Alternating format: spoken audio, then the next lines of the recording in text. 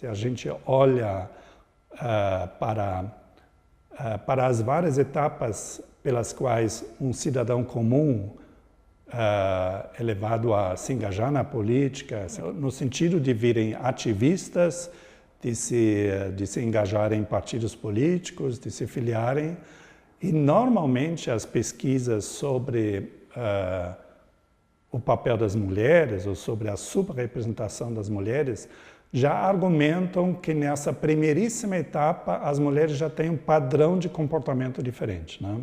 Tem alguns autores que argumentam, que mostram isso com os dados, que os homens já atuam mais em formas associativas, em partidos políticos, e as mulheres se engajam mais em redes sociais, em movimentos e mais de forma individualizada, né? O fato da mulher ser mais absorvida no lar, né, de assumir mais tarefas no lar, tem consequências políticas, né? Ela tem menos tempo, ela tem menos recursos, ela tem muitas vezes menos contatos para mobilizar recursos financeiros.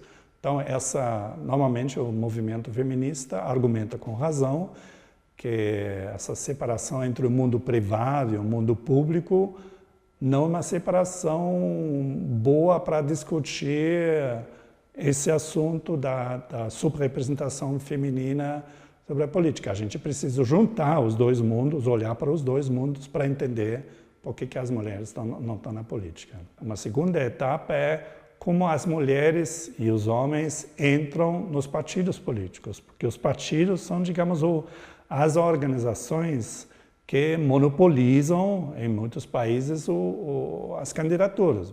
Muitas vezes, as lideranças políticas acham que as mulheres não têm capacidade de tocar uma campanha eleitoral ou não vão vencer o pleito. Mas alguns trabalhos mostraram que isso é mero preconceito, na verdade, né? As mulheres, quando concorrem, elas tipicamente concorrem mais qualificadas do que os homens. E o terceiro obstáculo, finalmente, são as eleições, onde uma mulher, mais uma vez, confronta o preconceito do eleitor, muitas vezes, né? Em pesquisas de opinião, a gente vê que simplesmente muitos eleitores não votam em mulher porque tem preconceito contra a mulher. Acho que a mulher não deveria se candidatar ou não é boa política, né? É muito importante que as mulheres tomem esse passo de se candidatarem. E muitos trabalhos mostram que há uma tendência em muitas mulheres de se auto-excluírem. Nos Estados Unidos tem vários trabalhos perguntando pessoas que possivelmente poderiam ser candidatas, se elas seriam candidatas ou não. Meninas na escola também, se elas queriam entrariam numa carreira política ou não. E já ali a gente vê, digamos, o divisor de águas. De alguma forma, o fato das mulheres não terem uma presença forte na política já é absorvido por todo mundo que observa a política, homens e mulheres, e leva mulheres a se auto-excluírem. É importante aumentar o número de mulheres que se candidatam, porque sem a candidatura o eleitor não vai ter nem a chance de votar numa mulher. E no Brasil, nós temos ainda uma taxa muito grande de municípios onde nunca houve nenhuma mulher se candidatando, né? Então, essa contribuição minha é um grão muito pequeno numa área específica que diz respeito à dinâmica eleitoral. E não a dinâmica eleitoral pensando no eleitor, mas a dinâmica eleitoral ainda pensando naquela candidata ou pré-candidata que pensa em se candidatar.